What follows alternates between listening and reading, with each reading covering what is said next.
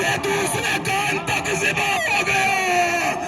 अबू खलीक से मुख्तार ने पूछा, तुझे कभी हुसैन पे तरस आया था? कहा उस वक्त हुसैन पे तरस आया जब बच्चे की लाश को उठा के खेमे की तरफ चलना शुरू किया। एक दिन खेमे से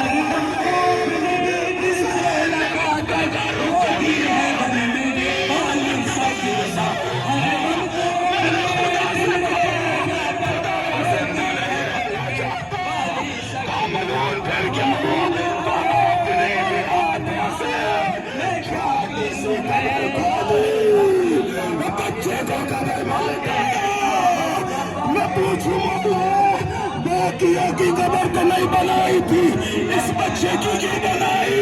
शायद जवाब दे।